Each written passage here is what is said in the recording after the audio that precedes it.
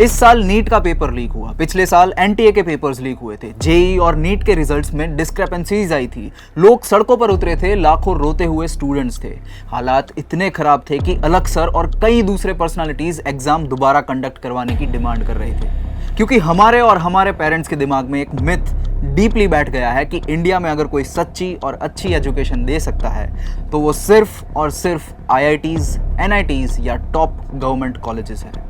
बाकी private universities तो बस स्टूडेंट से पैसे लेकर यूजलेस डिग्रीज ही देती है। लेकिन ग्राउंड रियलिटी अब बहुत तेजी से बदल चुकी है और ये वीडियो गलगोटियाज या किसी भी और प्राइवेट यूनिवर्सिटी का पेड एड नहीं है। सच्चाई यह है कि आज इंडिया के अंदर बिल्कुल क्वाइटली एक रिवॉल्यूशन शुरू हो चुका है। वो रेवोल्यूशन जहां कुछ नई प्राइवेट यूनिवर्सिटीज अपने पुराने फैमिली बिजनेस मॉडल को तोड़कर इंडिया का अपना आईवी लीग बनाने की पूरी कोशिश कर रही है।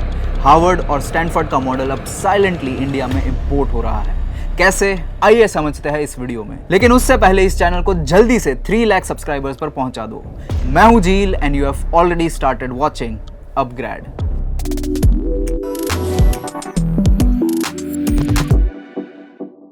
Chapter 1, the brain drain crisis. पिछले साल यानी 2024-25 में almost 13 lakh Indian students studies के लिए देश छोड़कर बाहर गए थे।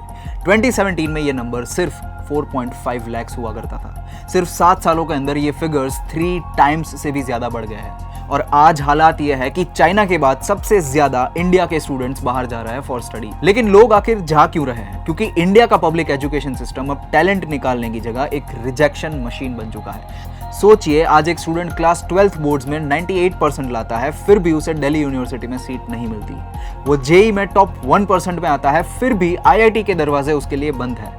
नीट में 650 स्कोर करने के बाद भी गवर्नमेंट मेडिकल कॉलेज हाथ नहीं लगती। इसके ऊपर मैं अलग से वीडियो भी बनाऊंगा। लेकिन आज रियलिटी यह है कि हमारा सिस्टम इतना ब्रूटली कंपेटिटिव हो चुका है कि एक स्टूडेंट को 99% लाकर भी फेलियर वाली फीलिंग आती है।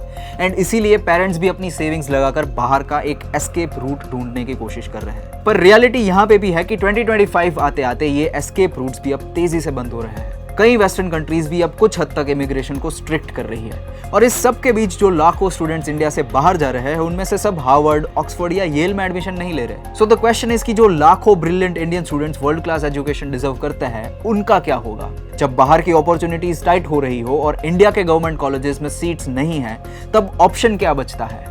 वेल, इंडिया के अंदर क्वाइटली एक ऐसी एजुकेशन सिस्टम चल रही है जिसके बारे में ऑलमोस्ट कोई बात ही नहीं कर रहा है। Chapter 2, the Indian Ivy League. आज इंडिया में ऐसी वर्ल्ड क्लास यूनिवर्सिटीज है जो आईवी लीग से compete करना चाहती है। लेकिन जब भी इंडिया में एक वर्ल्ड क्लास यूनिवर्सिटी बनने की बात आती है तो सबसे पहले हमारे अपने सिस्टम के रिजिड रूल्स, यूजीसी की रेड टेप और ऐसी आउटडेटेड पॉलिसीज सामने आती है जो इस इनोवेशन को शुरू होने से पहले ही खत्म कर देती है। फिर इन नई यूनिवर्सिटीज ने इन ब्लॉकेड्स को कैसे तोड़ा?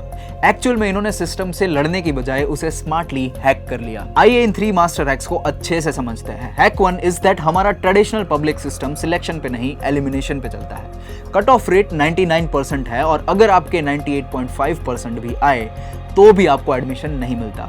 इन अ वे वो आपका फ्यूचर डीरेल कर देते हैं। बट इन नई यूनिवर्सिटीज ने इस रोट लर्निंग, इस रट्टा मार की रेस में हिस्सा लेने से ही मना कर दिया है। इन्होंने उन आईवी लीग कॉलेजेस का होलिस्टिक एडमिशन मॉडल इंडिया में अप्लाई करना स्टार्ट कर दिया है। वहां अब सिर्फ बोर्ड्स के मार्क्स नहीं देखे जाते, customised aptitude test, personal essays और इंटरव्यूज पर फोकस होता है। बेसिकली ये यूनिवर्सिटीज उन ब्रिलियंट हाई आईक्यू स्टूडेंट्स को बचा रही है जिन्हें हमारा rigid entrance exam system blind होकर रिजेक्ट कर देता है। Now let's talk about hack 2। याद कीजिए 10th क्लास के बाद हमसे क्या पूछा जाता था? साइंस लोगे, कॉमर्स लोगे या आर्ट्स? ट्रेडिशनल इंडियन कॉलेजेस में एक बार आपने स्ट्रीम सिलेक्ट कर ली तो वहां से रिटर्न होने का कोई रास्ता ही नहीं रहता था। एक वॉल खड़ी हो जाती थी। लेकिन नए मॉडल ने इस सारी वॉल्स को गिरा दिया है। आज क्रिया यूनिवर्सिटी में एक ह्यूमैनिटीज के स्टूडेंट्स को डेटा एनालिटिक्स और कंप्यूटेशनल थिंकिंग सीखना मैंडेटरी है। अहमदाबाद यूनिवर्सिटी में आप फिजिक्स के साथ हिस्ट्री को एज अ माइनर सब्जेक्ट पढ़ सकते हैं। अशोका यूनिवर्सिटी में तो पहले 2 साल तक अपना मेजर डिक्लेयर करने की कोई जरूरत ही नहीं है।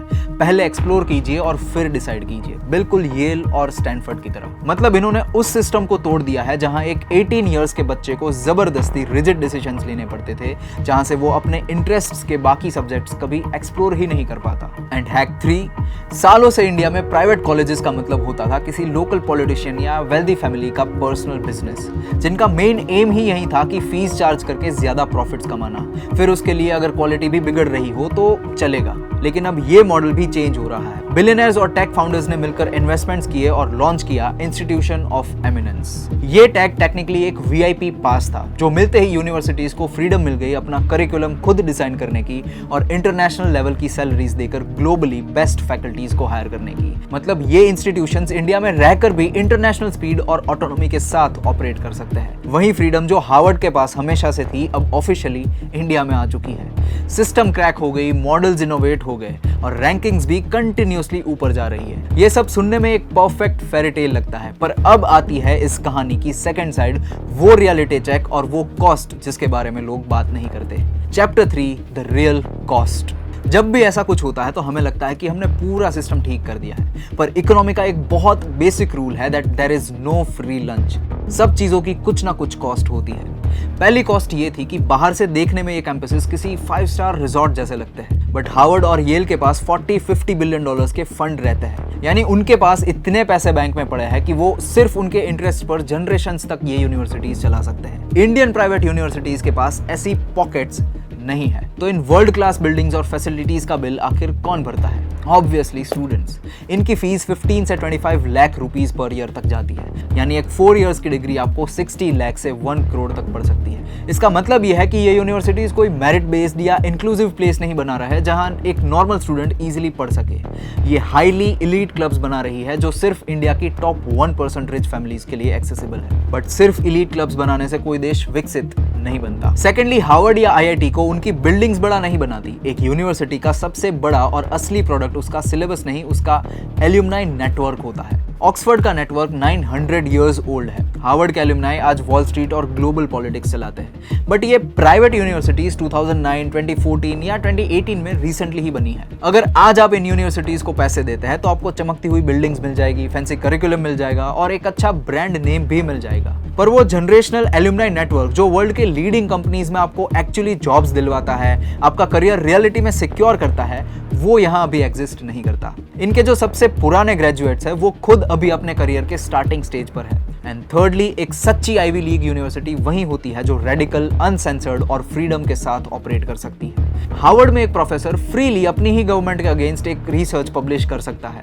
उसे कोई नहीं रोकता। यही फ्रीडम वर्ल्ड क्लास रिसर्च का फाउंडेशनल पिलर होती है। लेकिन इंडिया में यूनिवर्सिटीज इंडियन बिलियनर्स और कॉर्पोरेट फाउंडर्स ने बनाई है। अगर कल को कोई प्रोफेसर एक ऐसी रिसर्च पब्लिश कर देता है जो गवर्नमेंट के नैरेटिव से क्लैश हो तो सीधा प्रेशर फाउंडर्स पर आएगा और इन फाउंडर्स के बाकी बिजनेसेस जो गवर्नमेंट पॉलिसीज पर ही डिपेंड करते हैं वो भी अफेक्ट करेंगे। सो अगर ऐसी कुछ रियलिटी है भी जो पब्लिश हो सकती है तब भी वो ये रिस्क नहीं लेंगे क्योंकि वो गवर्नमेंट के अगेंस्ट नहीं जाएंगे। तो अगर आप ऑक्सफोर्ड करिकुलम को इंडिया ले आओ बट ऑक्सफोर्ड की फ्रीडम ऑफ स्पीच को इंपोर्ट ना करो तो आपने वर्ल्ड क्लास यूनिवर्सिटीज नहीं बनाई, आपने सिर्फ एक बहुत एक्सपेंसिव कोचिंग सेंटर खोल लिया है। अगर आप भी इससे अग्री करते हैं तो कमेंट में लिख दीजिए अग्रीड। लेट्स सी कितने लोग इससे अग्री करते हैं। Chapter 4, what's the reality. Problems बहुत है, पर तो फिर आगे का रास्ता क्या है?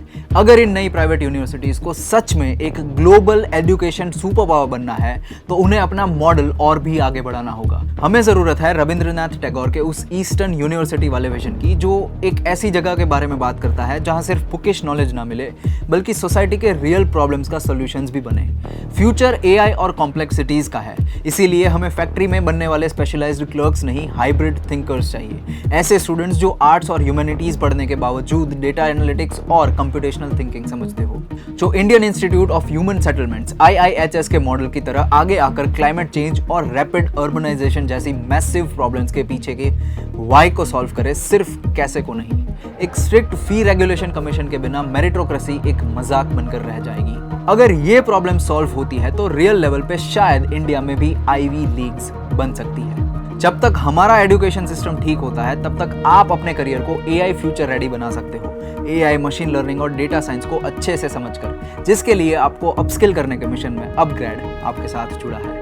हम सिर्फ गलगोटियास के मीम्स शेयर करने में बिजी है जबकि इंडिया की प्राइवेट यूनिवर्सिटीज ने अपनी डायरेक्शंस चेंज कर ली है। What do you think? बताइए कमेंट्स में। मैं हूं जील और अगर आपको ये वीडियो पसंद आया है तो लाइक कीजिए इस वीडियो को एंड ऐसे और डीप डाइव्स के लिए subscribe to upgrade. Till then, stay curious.